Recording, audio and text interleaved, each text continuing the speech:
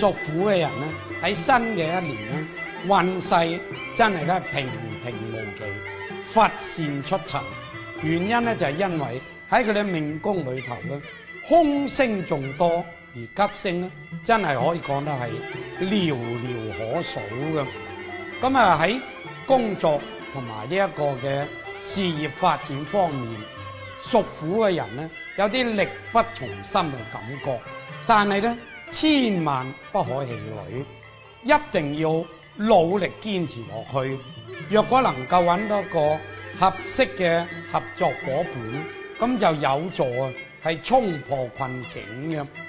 最特別嘅咧就係喺佢哋嘅命宮裏頭咧有粒驛馬星，即係顯示佢哋啊喺新嘅一年咧適宜係向外發展，特別係適宜往東北或者係東南呢兩個方向咧係發展嘅。只要話財運方面啊，因為財星破損，所以咧無論正財橫財都係咧唔係咁理想嘅。咁啊，尤其係橫財方面，千祈唔好貪心，以免咧因貪而變貧。只要話作重大嘅投資，喺新嘅一年咧都係可免則免啦。只要話健康方面啦，因為喺佢哋命宮中有一粒喪門呢粒凶星出現，表示佢哋健康咧係容易受損。咁咧，所以佢哋一有毛病發生，就要立即係病向淺中醫，千祈咧就咪拖延落去，以免咧係小事化大嘅。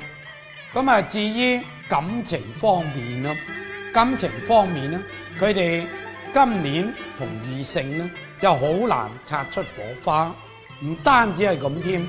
仲容易啊係呢一個咧係產生摩擦同埋呢個矛盾嘅。咁啊，所以咧一定要小心維繫咯。如果唔係咧，喺秋冬之間，好可能咧係感情破裂、勞燕分飛嘅喎。跟住咧就講到點樣去趨吉避凶啦。原來對於屬虎嘅人嚟講啊，出年3個吉利嘅方位咧就係東、西北同埋東南嘅。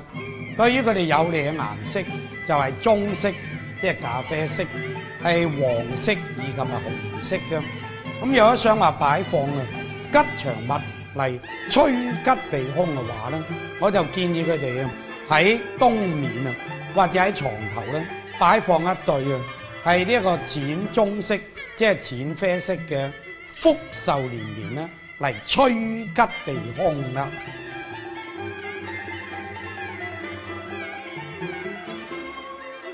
所謂福壽連連咧，就係喺壽土上高咧攀附着3隻嘅蝙蝠，嗱，有福又有壽。咁連連咧就係喺壽土下低咧有蓮花同埋蓮葉，既有壽土又有蝙蝠，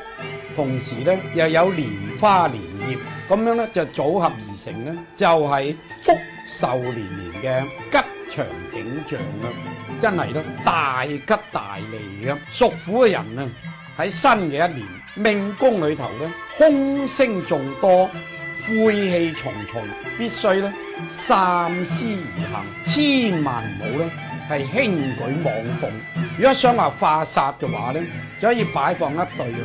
福壽連連咧嚟作為吉祥物啦。